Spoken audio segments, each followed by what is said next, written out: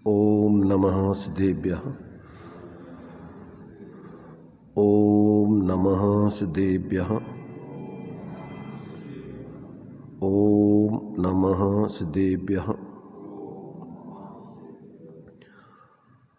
मंगलम भगवान वीरो मंगलम गौतमोंगणी मंगलम कुंद कुंदाद्यो जैन धर्मोस्तु मंगलम सर्वमंगल मांगल्यम सर्वकल्याणकारकम प्रधानम सर्वधर्माणां जैनं जयतु शासनम जैनं जयतु शासनम वंदितु सर्वसिद्धे ध्रुवमचल मनोभवं गदिं पत्ते मोक्षामि समय पाहुर मिणमो सुध केवली भणिदम् नमः समय साराय स्वानुभूत्या चकाशते चित्स्वभावाय भावाय सर्वभावान्तरच्छिदे।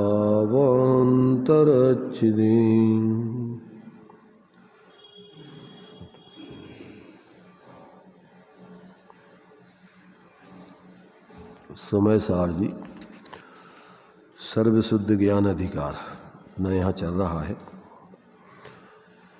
यहाँ पर इस समय सार का उपसंहार किया जा रहा है। इसमें अपने लिए आत्म कल्याण करने वाले जीवों की कहाँ कहाँ कैसी कैसी गलतियाँ होती हैं, आचार्यों के उपदेश को सुनकर के उनकी विवक्षाओं को सही नहीं समझ के और जो अन्यथा उसके अर्थ को समझकर और मोक्ष मार्ग का यथार्थ स्वरूप न समझकर उस पर यथार्थ प्रवृत्ति न करके अन्यथा परिवर्तन करते हैं, तो उनके लिए ये बात यहाँ समझाई जा रही है कि भाई शास्त्रों के और उसमें बतलाए गए वस्तु स्वरूप के दृष्टिकोणों को अपेक्षाओं से समझकर और सही अपेक्षा समझकर उसमें से अपना प्रयोजन साधने के लिए किसको मुख्य किसको गौण करना है और जिसको मुख्य करके अपना परिणति में मिथ्यात अज्ञान कसायों का अभाव करके जो सम्यक दर्शन ज्ञान चारित्र रूप मोक्ष मार्ग की सिद्धि करना है उसकी सिद्धि करना चाहिए।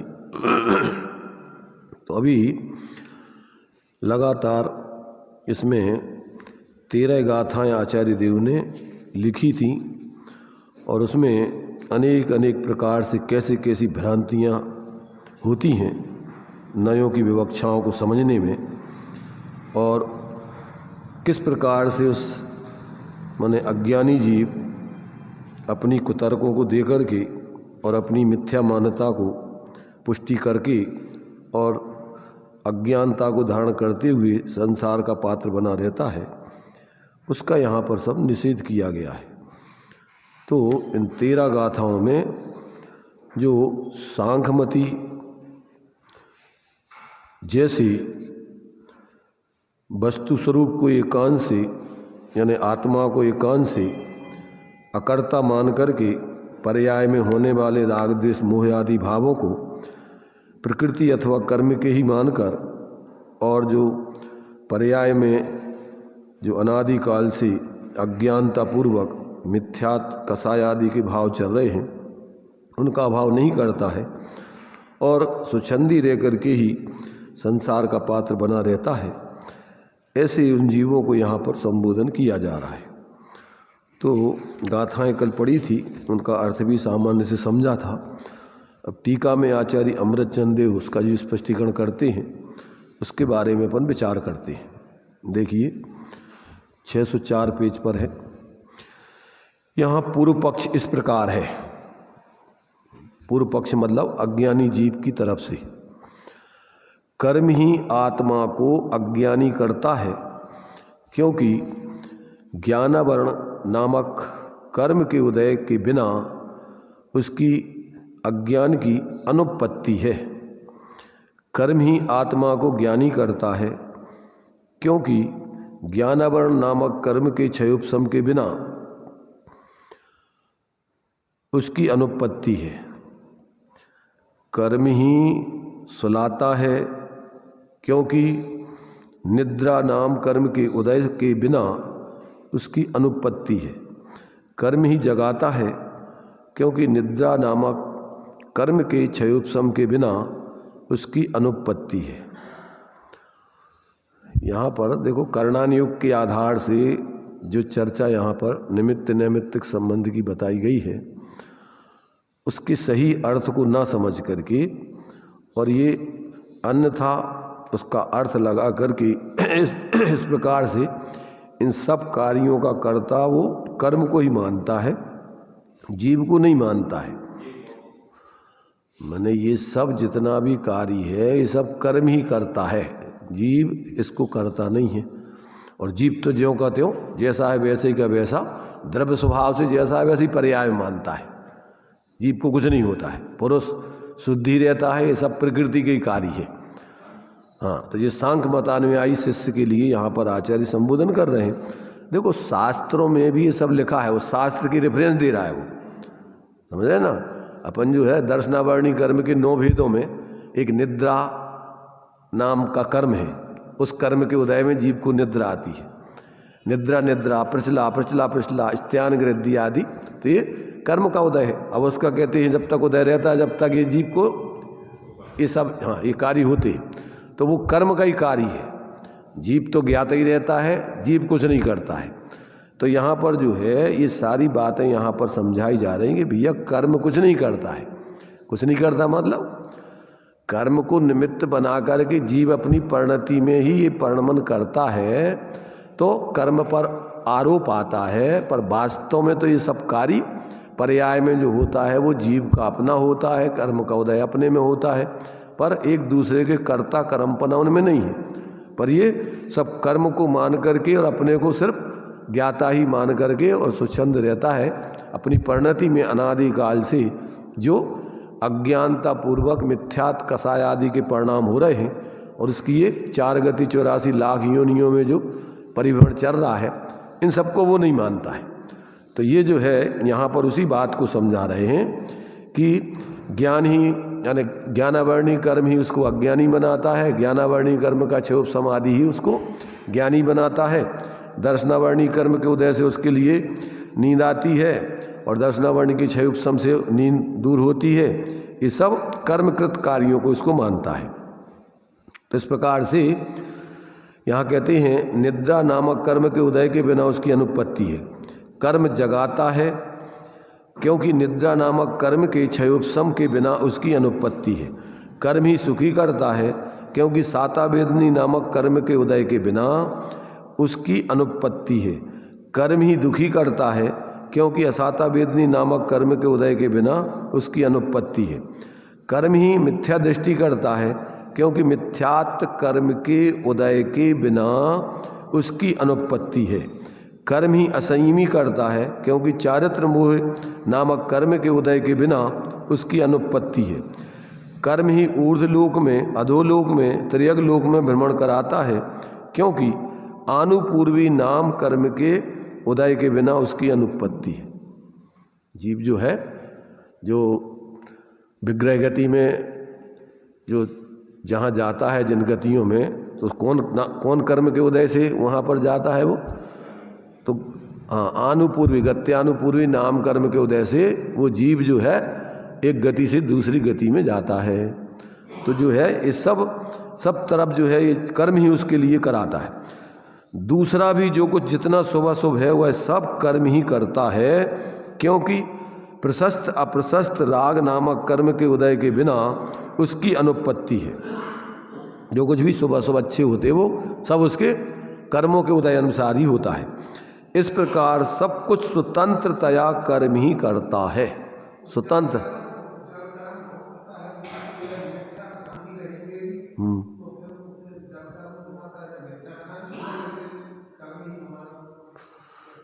वो तो अपन को उपदेश है, जो जीव ऐसा कर्म ही घुमाता है, तो ऐसा जो यही तो बता रहा है, ऐसा मानता है। और उसमें तो ये कह रहा है कि ये तेरी मिथ्या भ्रांति है, ये तेरी मान्यता गलत है कि जड़ कर्म मुझे घुमाता है? अपन एक दूसरे तरफ ये बोलते हैं, कर्म बेचारे कौन भूल मेरी अधिकाई। अपनी खुद की गलती से तू भटक रहा है। कर्म तेरे लिए न घुमा रहे हैं, न दुखी कर रहे, न सुखी कर रहे, न तेरे लिए ज्ञानी बनाते न अज्ञानी बनाते। तू स्वयं ही अपनी क्या है वस्तु तत्व का निर्णय नहीं करके, भेद विज्ञान नहीं करके अज्ञानी बना हुआ है, और तू ही भेद विज्ञान करके ज्ञानी बनेगा। तो कर्म तेरे लिए कुछ नहीं कराते। तो ये तो अपन को यहाँ पर ये बता रहा है कि जो जीव ऐसा मानता है कि सब कर्म कराता है, मैं कुछ नहीं करता हूँ, ये सब अपन बोलते भी हैं कि कर्म महारूपो क्या पढ़ते प्रभु पावन की विनती, एक न कान करें जी, मन माने दुख दे काऊ से ना ही डरें जी, इनको नेक बेगार मैं कछु ना ही कियो जी, बिन कारण जगबंद बहुविध बेर लियो जी, अब इनको देव निकार।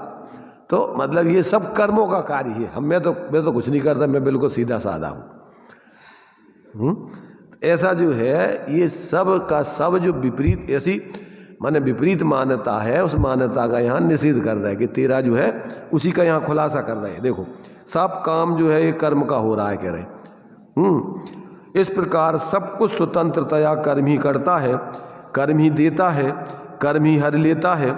इसलिए हम यह निश्चय करते हैं कि सभी जीव सदा एकांत से अकर्ता ही हैं।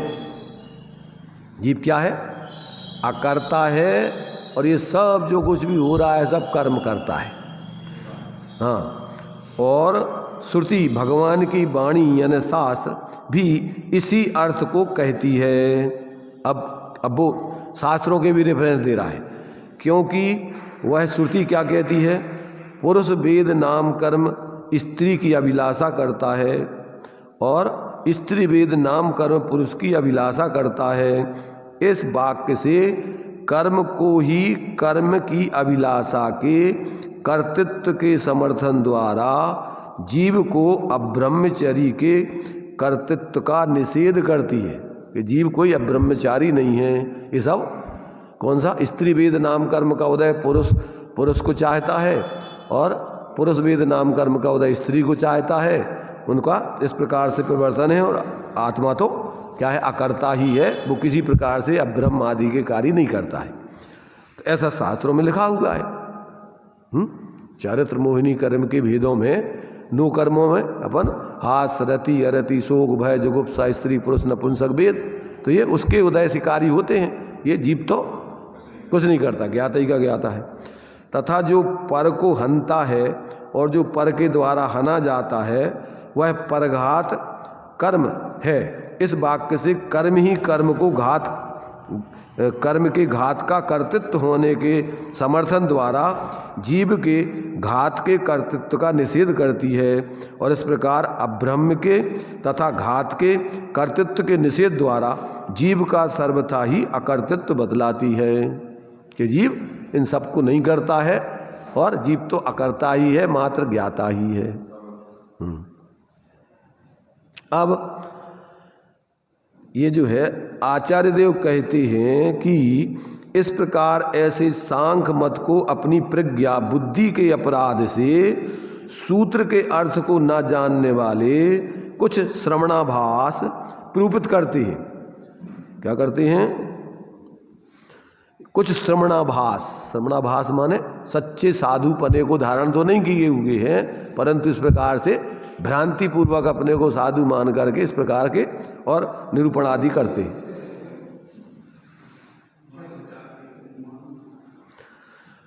उनकी एकांत से प्रकृति के कर्तृत्व की मान्यता से समस्त जीवों के एकांत से अकर्तृत्व आ जाता है। इसलिए जीव करता है, ऐसी जो श्रुति है उसका कोप दूर करना अशक्य हो जाता है। भगवान जिनेन्द्र की वाणी जो है कि जीव कथनचित अकर्ता और कथनचित कर्ता, द्रव्य पने से अकर्ता और पर्याय पने से कर्ता।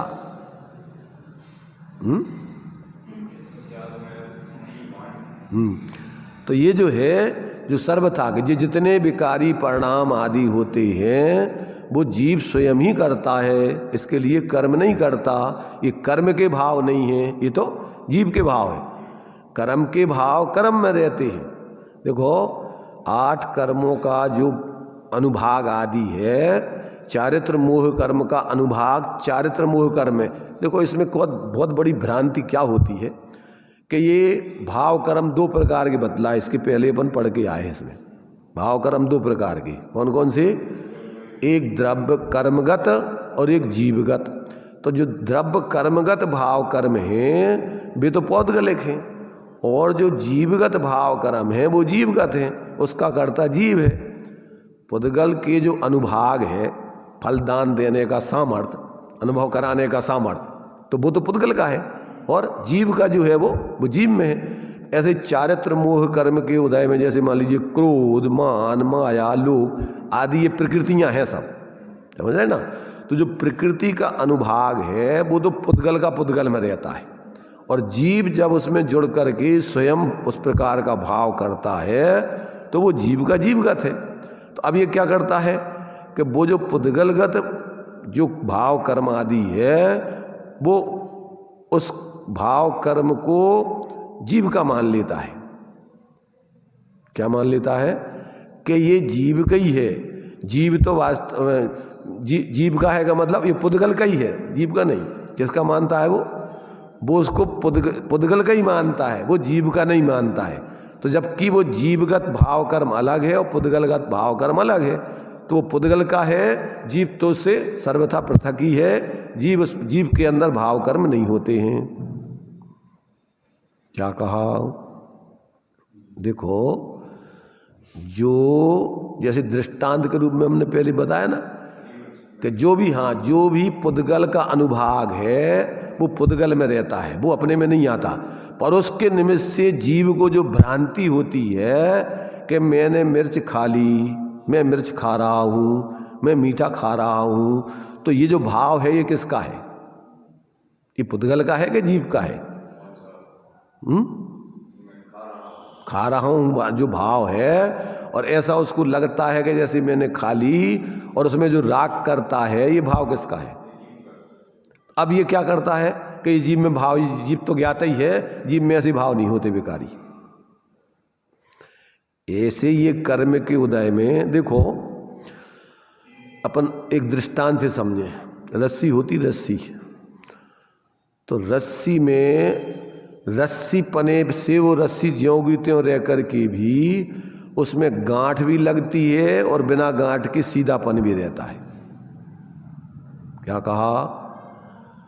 रस्सी में पर्याय में उसकी क्या होती है? गांठ लगती है, और द्रव्य पने से वो रस्सी ज्यों की त्यों रहती है।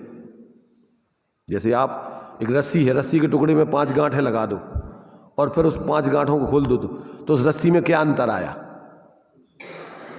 रस्सी में कुछ घटा बढ़ा क्या? और गांठ लगे रहने पर भी क्या वो रस्सी में कुछ अंतर आया? रस्सी पने में, परंतु रस्सी की अवस्था में अंतर आ गया। उसकी रस्सी की अवस्था में गांठें लग गई तो ये उसमें अंतर आ गया।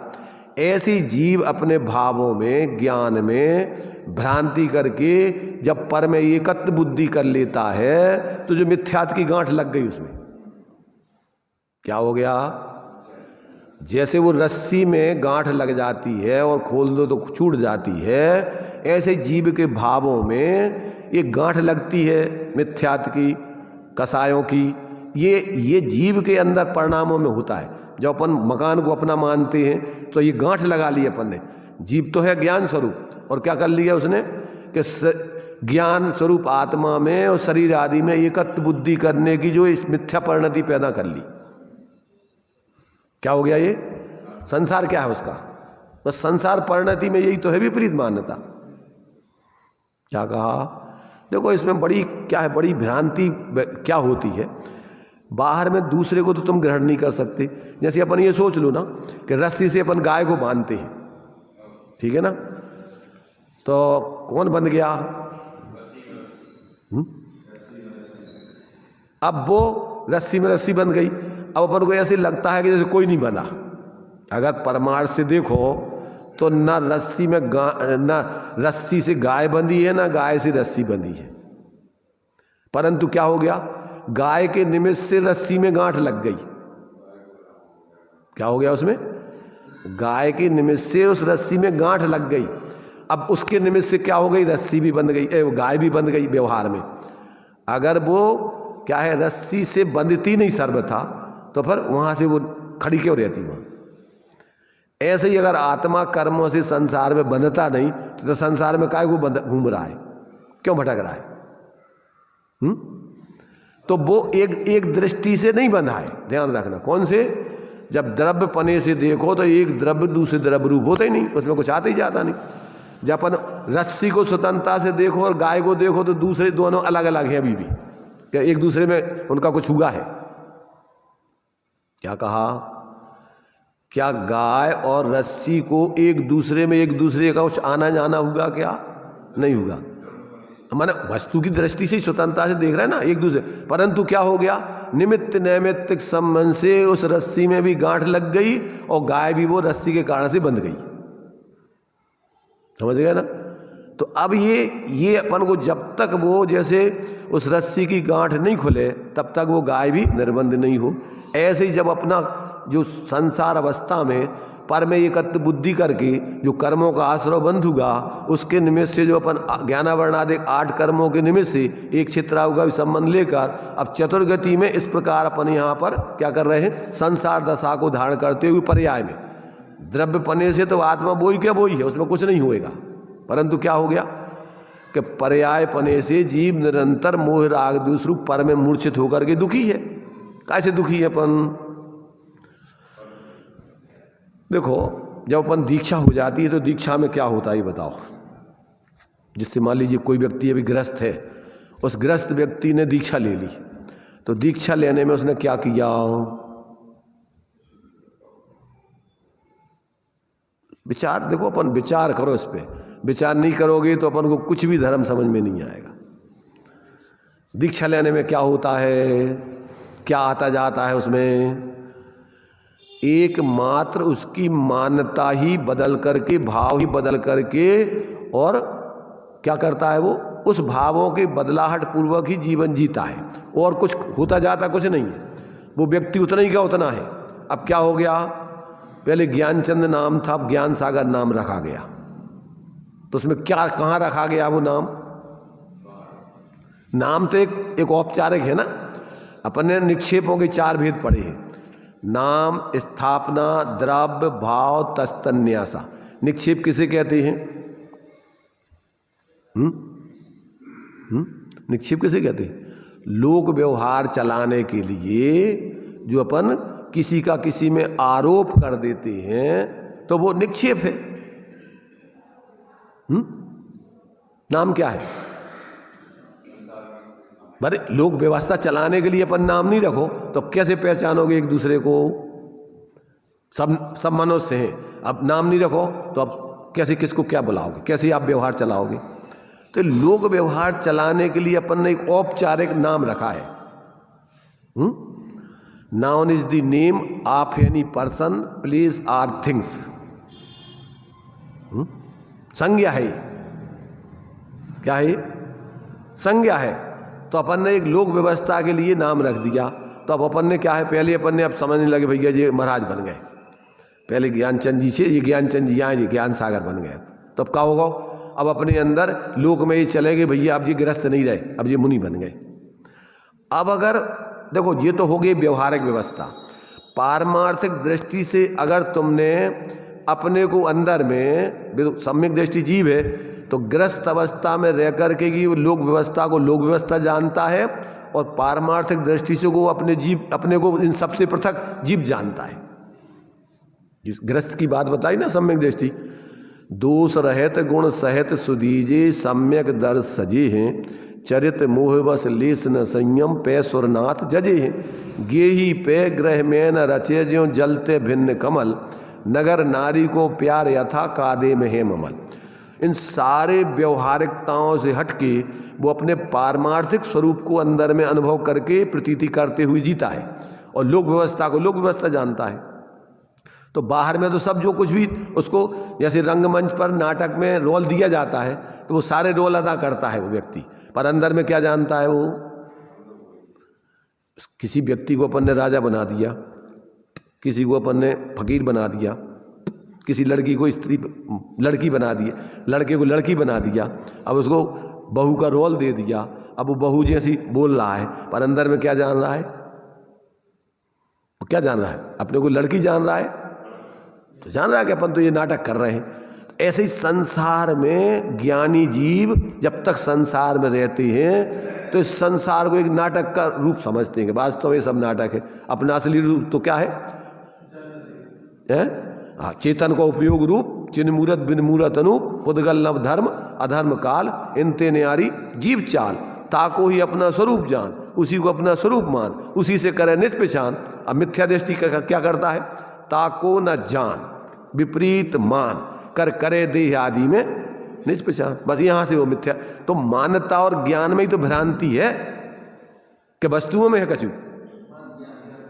तो अपन को भ्रांति तो ज्ञान में ही तोड़ना है ना, श्रद्धा में ही तोड़ना है, और आचरण में अपनी प्रवृत्ति जो अभी पर रात दिन अपन पर में ही 24 घंटे लगे रहते। अब क्या करना है कि उधर से हट के अपने स्वरूप में स्थिर होकर उसकी आराधना करना है। भाई परद्रव्यंते भिन्न आप में रुचि सम्यक भला, आप रूप को जान पनो सम्यक ज्ञान कला, और आप रूप में लीन रहे थे सम्यक चारस हुई, तो जो तो मोक्ष कमा रहे। अब ये नहीं करें अपन, तो अपन ने क्या कंधा बदल लिया अकेला, वजन है अपने कंधे पे बहुत, और अपन ने क्या किया कि भैया बहुत वजन है, तो क्या करें?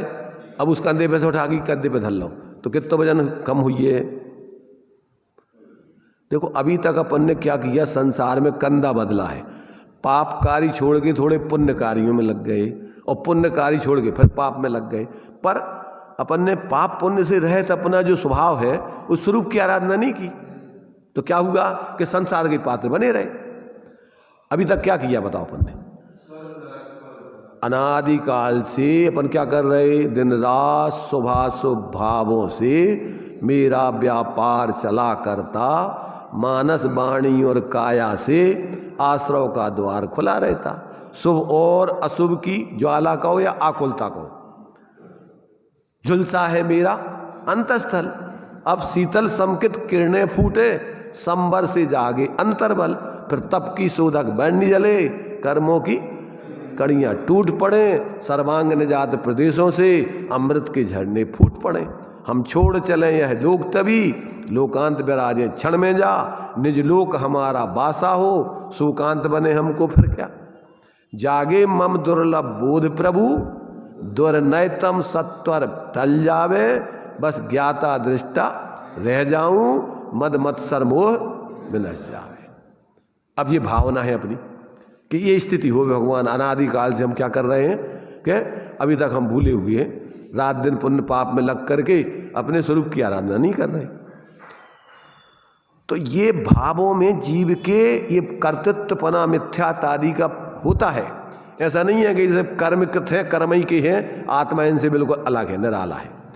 तो भाव कर्म ये जीव के हैं, और निमित्त बनता है उसमें द्रव्य कर्म का उदय, उसमें जुड़ करके जीव, जैसे वो गाय को निमित्त बना करके रस्सी में गांठ लगती है, ऐसे ही परद्रव्यों के उदय, कर्म के उदय और नो कर्म के अवलंबन से परिणामों में मोह राग द्वेष के भाव पैदा होते। परद्रव्य नहीं कराते, ध्यान रखना। मोह राग द्वेष के भाव कौन कराता? अभी अपने यहाँ बैठे हुए हैं और ये अभी अपन कहेंगे कि चलो अपने घरे चलें, चलो दुकान चलें, तो ये कौन ने तुम्हें ऐसे भाव कराए? अपने मोह से ही। अपन ने घर को अपना माना, अपन ने दुकान को अपना माना, अपन ने ग्राहकों को अपना माना, और अपन जाके विकल्प करने लग गए उनकी। तो ये तो तुम्हारी गलती है ना। अब अगर तुम्हारे लिए इन विकल्पों से रहित होकर निर्विकल्प आत्मा का स्वरूप है, अपन बोलते तो मैं शांत निराकुल चेतन हूँ, पर रात दिन क्या करते रहते? अशांति, संकल्प विकल्प। तो अब ये जब तक ज्ञान में समझ में नहीं आए कि अपना स्वभाव शांत निराकुल रहने का है, अशांति करने का नहीं है।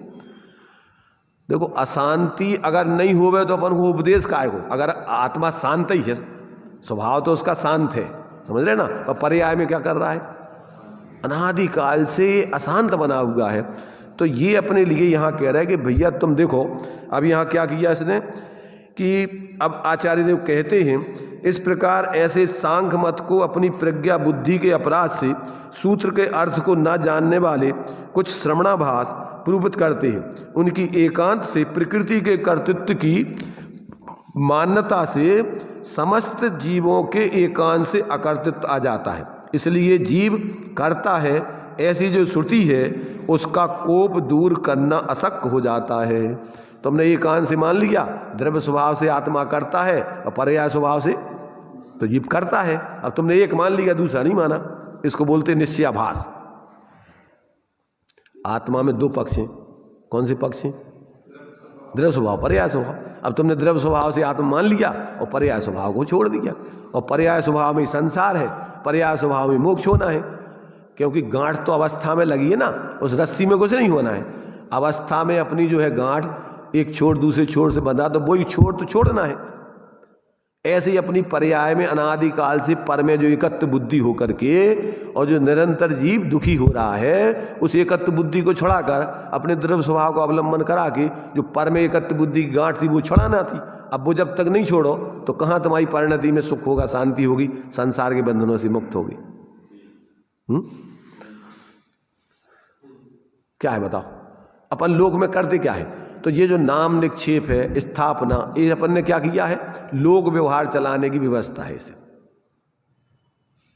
नाम, स्थापना, द्रव्य, भाव, तस्तन्यास, तो ये अपन ने क्या है? लोक में ये जीवन जीने के लिए और परमार्थ स्वरूप समझने के लिए ये सब अपन को ये व्यवस्थाएं हैं व्यवहार से। अब ये नहीं समझे उसकी यथार्थता और अपन उन्हीं में मूड बने रहे तो क्या है? भटकते रहो। फिर एक काम चलाऊ अपन ने नाम रख दिया और अपन ने सर्वथा अपन को वही मान लिया। अब उस नाम को कोई कुछ कहे तो हमें तकलीफ होती है। क्या उस नाम के माध्यम से कोई कुछ भी बोले, अभी इतनी एकत्व बुद्धि हो जाती उस पर्याय में। नाम तो अपन ने आसमान जाति द्रव्य पर्याय का एक लोक व्यवस्था के लिए रखा, और अपन को इतना प्राणपण से उस नाम में तनक हमारा नाम नीचे लिखा, छोटे अक्षरों में लिखा, बड़े अक्षरों में नहीं लिखा। अब उसमें ही रात दिन पागल है आदमी। किसका नाम? अपन देखो चक्रवर्ती जब होते ना, चक्रवर्ती वे भी अपना नाम लिखने के लिए जाते हैं। कहाँ पे? वृषभाचल पर्वत पे। तो कितनी जगह है वहां वृषभाचल पर्वत पे? आज तक उस वृषभाचल पर्वत पर किसी चक्रवर्ती को नाम लिखने को जगह नहीं मिली, आज तक, अनादिकाल से।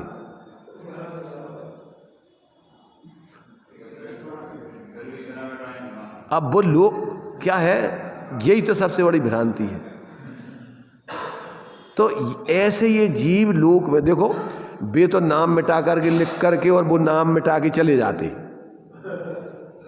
अनाम होके चले जाते। अब वो तो उनका नाम भरत चक्रवर्ती अब क्या सिद्ध है? अब जितने चक्रवर्ती होते हैं सब मोक्ष जाते हैं।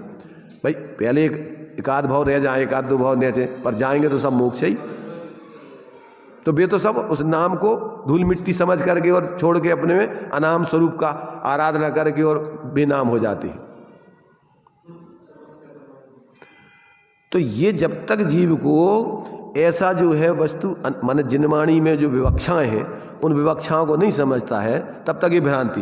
तो देखो ये सर्वथा अकर्ता मान करके जो जीव करता है, ऐसी जो जिनवाणी में श्रुति है उसका कोप उसके दूर, ऐसे जीवों के उसका कोप माने उसका माने उसके प्रति तुमने जो अपलाप किया है, जिन सूत्र के विपरीत बोले हो, तो ये मान्यता की है उसका कहाँ तुम्हारे लिए वो भगवान जिनेंद्र की वाणी तुम मान रहे हो। अर्थात भगवान की वाणी की विराधना होती है इससे मिथ्यात्व का बंध होता है। अपन पढ़ते ना तत्वार्थ सूत्र में, केवली श्रुत संघ धर्म अवर्णवादो दर्शन मोह से। जो भगवान जिनेंद्र की विवक्षाएं हैं उन विवक्षाओं का सही अर्थ ना करके अन्यथा अर्थ करना, इससे काय का बंध होगा? इससे दर्शन मोह, आगे के लिए फिर संसार आपका खड़ा है। और कर्म आत्मा के अज्ञान आदि सर्व भावों को जो कि पर्याय रूप हैं जीव के, जो देखो क्या कह रहे हैं यहाँ, जो आत्मा के जो भाव हैं, कहते कर्म आत्मा के अज्ञान आदि सर्व भावों को जो कि जीव के पर्याय रूप हैं उन्हें करता है, और आत्मा तो आत्मा को ही एक को यानी द्रव्य रूप को ही करता है, इसलिए जीव करता है। इस प्रकार श्रुति का कोप नहीं होता है। अब इसने क्या किया, अपने तुम्हारी बात का खंडन करने के लिए अब क्या कर दिया, दूसरे तरफ से आत्मा को कर्ता सिद्ध कर रहा है कि नहीं, यहाँ हमने तो दूसरा एक पक्ष माना है क्या, कि कर्म कर्म को करता है और आत्मा आत्मा को करता है। क्या करता है, कर्म माने द्रव्य कर्म और कर्म माने भाव कर्म, तो कर्म भाव कर्म को करता है और आत्मा तो आत्मा को करता है। भाव कर्म माने जीव के भाव कर्म को कौन करता है, कर्म, और आत्मा तो ज्ञाता ही है, और वो आत्मा अपने ज्ञान स्वभाव को ही करता है, वो रागादिक मोहादिक का करता नहीं है। कर्म द्रव्य कर्म भाव कर्म का करता है, जीव तो अकर्ता है, ज्ञाता ही है अकेला। तो यदि इस प्रकार से श्रुति का कोप दूर हो जाएगा, हमने कर्ता भी माना जीव को, तो अब उसका आचार्य उसका स्पष्टीकरण करते हैं। ऐसा जो अभिप्राय है तेरा वह मिथ्या ही है। कैसे मिथ्या है, इसी को समझाते हैं। जीव तो द्रव्य रूप से नित्य है, असंख्यात प्रदेशी है और लोक परिमाण है। उसमें प्रथम नित्य का कार्यत्व नहीं बन सकता। जैसे 6 द्रव्य है लोक में, अब तुम कहो कि 6 द्रव्य किसी ने बनाए हैं, तो कौन ने बनाए, नित्य किसे कहते हैं। अपन बोल रहा है कि ये द्रव्य अनादिकाल से हैं, इसको किसी ने बनाया नहीं, और तुम कहोगे बनाए हैं, तो परस्पर विरोधी बातें हो गई ना, कि जो चीज है और उसको तुमने कैसे बनाई। क्या, अगर है तो उसको कैसे बनाई तुमने, तो इसलिए ये तुम्हारी बात गलत है। तो कहते उस आत्मा तो नित्य है और असंख्यात प्रदेशी है, और उसके लिए तू कहता आत्मा आत्मा को करता है, तो उसमें क्या करेगा वो, भाई आत्मा तो अनादिकाल से है, उसमें करेगा क्या, वो क्या करेगा उसमें, उसमें करने को क्या है। 6 द्रव्य तो अनादिकाल से, अब तुम कहो कि भगवान ने उनको करो है, तो क्या करेंगे वो, करे कराए वो क्या करेंगे। भाई तूने जो है मैंने ऐसा अपन बोलते ना कि परिणमन स्वभावी जीव के लिए तूने परिणमन कराया कि अपरिणामी जीव के लिए परिणमन कराया। परिणामी के लिए तू परिणमन क्या कराएगा, भाई वो परिणमन कर ही रहा है तो उसको क्या परिणमन कराएगा, और अपरिणामी को कैसे परिणमन कराएगा, जब वो स्वयं ही चल रहा है तो उसको तू क्या चलाएगा ये बता। तो ऐसे यहां पर कह रहे हैं कि जीव तो द्रव्य रूप से नित्य है, असंख्यात प्रदेशी है और लोक परिमाण है। उसमें पहला तर्क कि नित्य का कर्तृत्व नहीं बन सकता, क्योंकि कृतकत्व के और नित्यत्व के एकत्व का विरोध है, दोनों एक संग नहीं रह सकते। हाँ, माने नित्य रहे और उसको किया है हमने कहा, तो दोनों चीजें कहाँ बनेंगी। आत्मा नित्य है, इसलिए वह कृतक अर्थात किसी के द्वारा किया गया नहीं हो सकता है, और अवस्थित असंख्यात प्रदेश वाले एक आत्मा को पुद्गल स्कंद की भांति प्रदेशों के विक्षेपण और आकर्षण द्वारा भी कार्यत्व नहीं बन सकता है, क्योंकि प्रदेशों का प्रक्षेपण तथा आकर्षण हो तो उसके एकत्व का व्याघात हो जाएगा। स्कंद अनेक परमाणुओं का बना हुआ है, इसलिए उसमें से परमाणु निकल जाते हैं तथा उसमें आते भी हैं, परंतु आत्मा तो निश्चित असंख्यात प्रदेश वाला है, एक ही द्रव्य है, इसलिए वह अपने प्रदेशों को निकाल नहीं सकता तथा अधिक प्रदेशों को ले भी नहीं सकता है। तू घटा बढ़ी उसमें करना चाहे तो वो तो असंख्यात प्रदेश द्रव्य में तूने क्या किया ये बता। हाँ, और सकल लोक रूपी घर के विस्तार से परिमित जिसका निश्चित निज विस्तार संग्रह है, अर्थात जिसका लोक जितना निश्चित माप है, उसके यानी आत्मा के प्रदेशों के संकोच विकास द्वारा भी कार्यत्व नहीं बन सकता है, क्योंकि प्रदेशों के संकोच विस्तार होने पर भी सूखे गीले चमड़े की भांति निश्चित निज विस्तार के कारण उसे आत्मा को हीनाधिक नहीं किया जा सकता है। माने हाँ, संकोच विस्तार आदि भी उसके ही उतने प्रदेशों में जो है उसमें उससे आगे पीछे तू उसको नहीं कर सकता है। इस प्रकार आत्मा के द्रव्य रूप आत्मा का कर्तृत्व नहीं बन सकता, एक बात। और वस्तु स्वभाव का सर्वथा मिटना अशक्य होने से ज्ञायक भाव ज्ञान स्वभाव से ही सदा स्थित रहता है। और इस प्रकार स्थित रहता हुआ ज्ञायकत्व और कर्तृत्व के अत्यंत विरुद्धता होने से जो जानने वाला है वो करने वाला नहीं हो सकता, और जो करने वाला है वो जानने वाला नहीं हो सकता है। तो उसमें तो उसका स्वभाव तो अनादिकाल से ज्ञातत्व ही है, तो उसमें तूने क्या किया? कहते हैं कि अत्यंत विरुद्धता होने से मिथ्यात्वादि भावों का कर्ता नहीं होता। इस बात से तो तूने जो बात रखी है तो उससे तो मिथ्यात्वादि भावों का अकर्ता ही बना रहा उससे। अगर तू अज्ञाता मानता है अपने को तो मिथ्यात्वादि भावों का तो अकर्ता ही रहा। तो कहते हैं इस प्रकार से स्थित रहता हुआ ज्ञायकत्व और कर्तृत्व के अत्यंत विरुद्धता होने से मिथ्यात्वादि भावों का कर्ता नहीं होता, और मिथ्यात्वादि भाव तो आत्मा में होते हैं। तूने अपने को माना द्रव्य रूप से असंख्यात प्रदेशी, और तूने उसका कर्ता, तूने अपने को मैं द्रव्य को करता हूँ, और कहते थे तू तो एक द्रव्य को और असंख्यात प्रदेश द्रव्य को तू क्या करेगा जब वो है जैसा तो। और तूने ज्ञायकत्वपना किया, तो ज्ञायकपना तो उसका अनादिकाल से है, उसमें तूने क्या किया? पर जो मिथ्यात्वादि भाव है भी तो ज्यों के तू उसका तो अकर्ता ही बना रहा, उसको तू कर्म ही कोई करता माना तूने। तो मिथ्यात्वादि भाव तो होते हैं, इसलिए उनका कर्ता कर्म ही है, इस प्रकार प्ररूपित किया जाता है। ऐसी जो वासना अभिप्राय झुकाव होगा तेरा प्रकट की जाती है, वह भी आत्मा को करता है, इस पूर्वोक्त मान्यता का अतिशयतापूर्वक घात करती है। क्या करती है? कि आत्मा को करता है, तेरी ये मान्यता विपरीत है। क्यों? कि वो तो नित्य है, उसको तूने क्या किया? और जो मिथ्यात्वादि भाव है उसका तो तू अकर्ता ही बना रहा, उसको तो तूने कर्म को ही करता माना है, इसलिए तेरी मान्यता ये गलत है। क्योंकि सदा ज्ञायक मानने से आत्मा अकर्ता ही सिद्ध होगा। इसलिए ज्ञायक भाव सामान्य अपेक्षा से ज्ञान स्वभाव से अवस्थित होने पर भी कर्म से उत्पन्न होते हुए मिथ्यात्वादि भावों के ज्ञान के समय अनादिकाल से ज्ञेय और ज्ञान के भेद विज्ञान से शून्य होने से पर को आत्मा के रूप में जानता हुआ ये ज्ञान में भ्रांति खड़ी होती है। कौन सी? पर को आत्मा, ये अज्ञान तेरे अंदर पैदा हुआ, और तूने जो है ज्ञायकत्व माना, तो ज्ञायकत्व ज्ञान गुण तो ज्ञान ही गुण रहता है, और जीव चेतन सपने से ज्ञायक ही रहता है। परंतु तूने पर्याय में जो अज्ञान अनादिकाल से भ्रांति खड़ी हुई उसको तो कर्म का माना, तूने अपना दोष माना ही नहीं।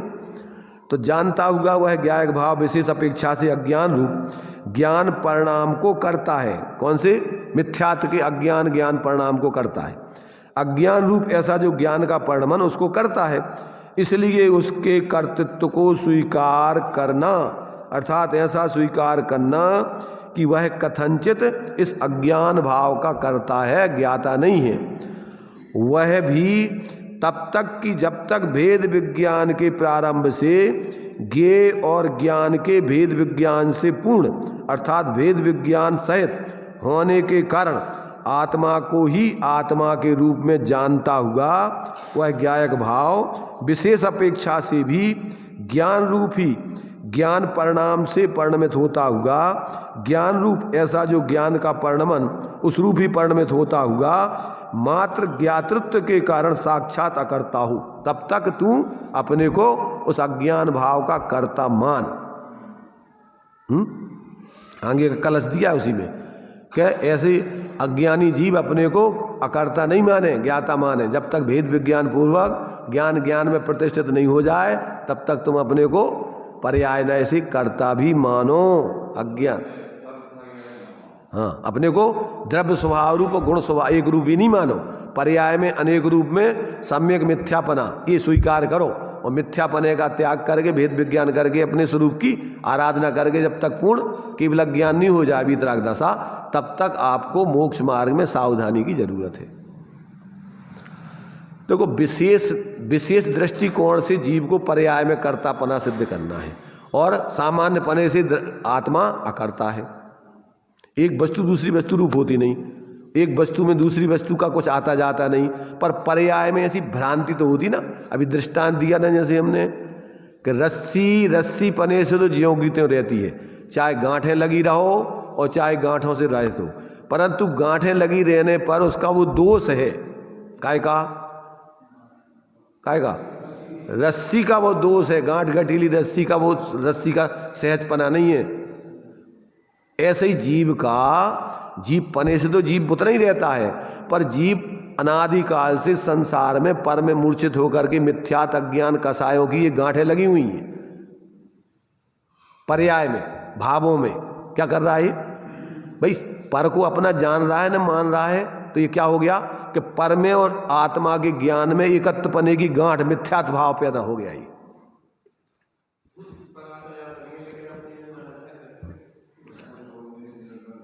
हाँ, यही ना, ये ग्रंथि है अपन को।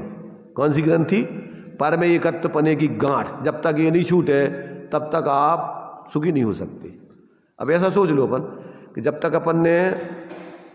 अपन पढ़ते हैं कि वो बारिशण के संगे मुनिराज हो गए थे। एक कौन से मुनिराज हो गए थे? पुष्पडाल। तो मुनिराज हो गए थे कि नहीं हो गए थे?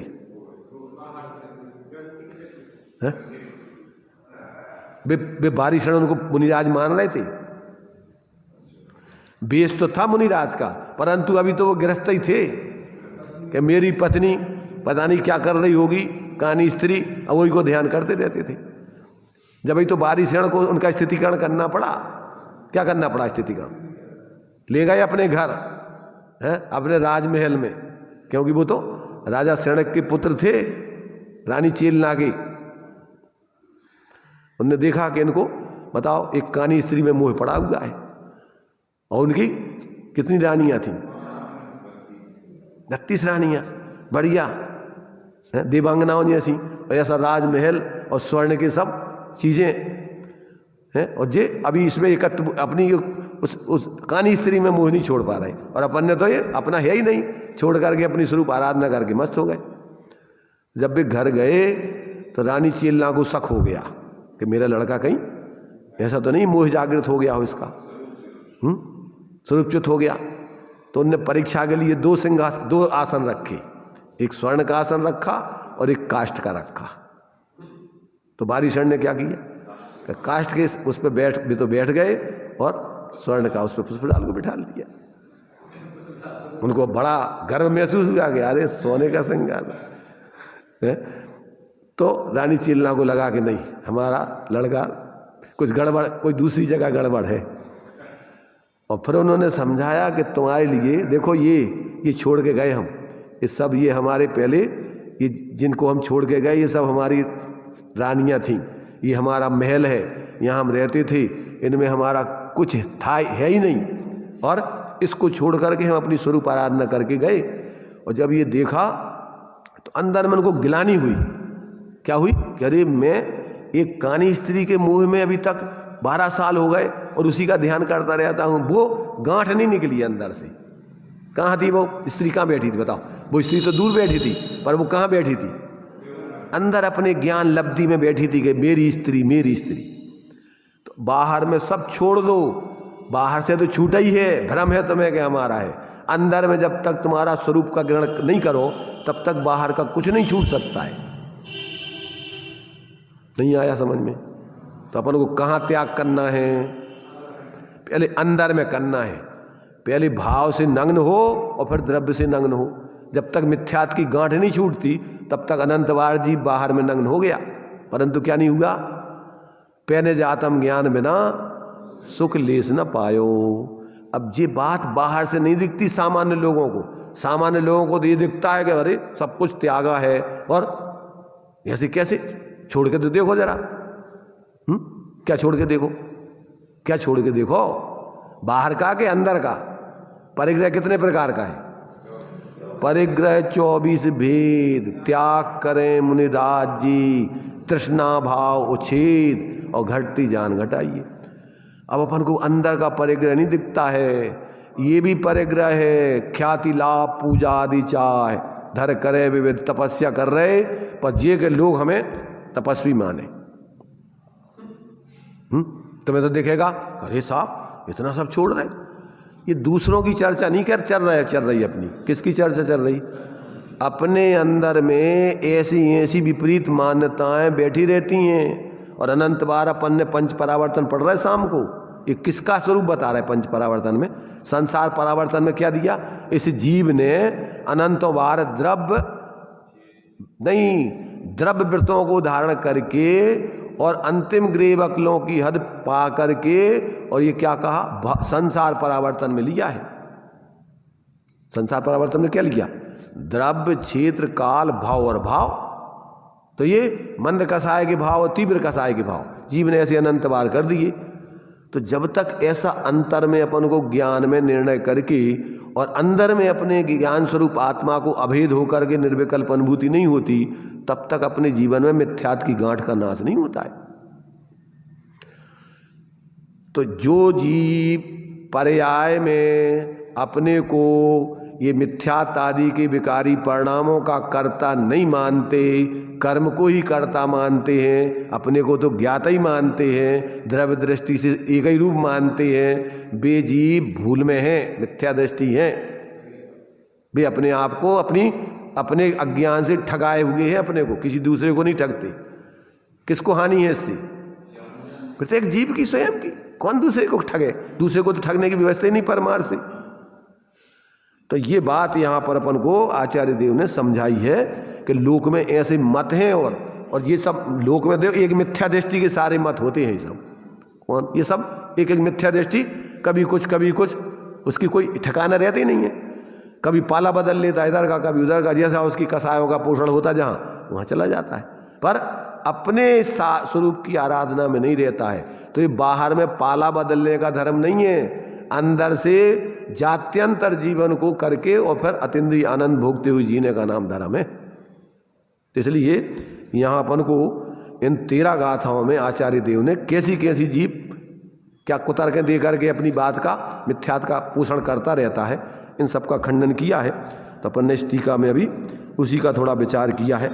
अपन अपने जीवन में, ये तो आचार्यों ने अपने ज्ञान में समझ करके जहाँ जहाँ भूलें होती हैं उसको समझाने का प्रयत्न किया है। अपन को अपने जीवन में देखना है।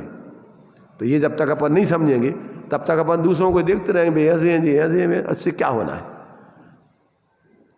तो ये आचार्य अमृतचंद देव की इस टीका के माध्यम से अपन ने अभी एकांत अकर्ता मानने वाले को और जिनवाणी को आधार बना करके अपनी अज्ञानता का पोषण करने की कैसी कैसी कुतर्कें दे करके वो मिथ्या मान्यता का पोषण करता है, इन सब बातों की चर्चा की है। आगे अभी आचार्य जयसेन स्वामी की तात्पर्य वृत्ति, जयचंद जी छाबड़ा का भावार्थ और आगे अमृतचंद आचार्य के कलश भी है। ये बहुत गहराई से समझने लायक है, मात्र अपन को खाना पूर्ति करने लायक नहीं है, ध्यान रखना। इसको मात्र पढ़ करके खाना पूर्ति नहीं करना है। खाना पूर्ति जानते हो कि भैया भोजन कर लो, अब उनको करने तो है नहीं है, पर चलो भैया तुम नहीं माना तो बैठे जा रहे हैं, और बैठ गए तनक कर लो और चलो होगा अब तो भोजन। खाना पूर्ति नहीं करने पर हुए थे, खाने हैं, भूख मिठाऊ नहीं है अपन को, समझे ना। इसे अपन को अपने अंदर में यथार्थ रूप में समझ के जीवन को अपने जो अनादिकाल से अपन भ्रम में पड़े हैं उस भ्रम को तोड़ करके सही जीवन जीना चाहिए। चलिए।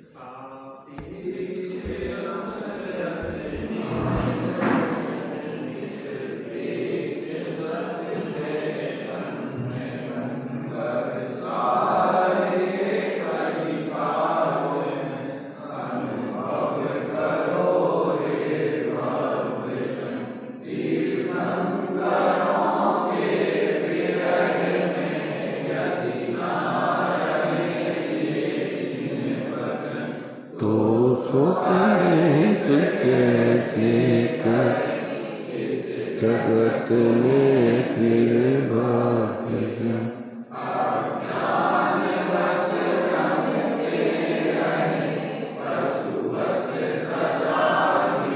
दुख सही धनी धन्य है जीव जो जिन बचन सुन निज हित करूं।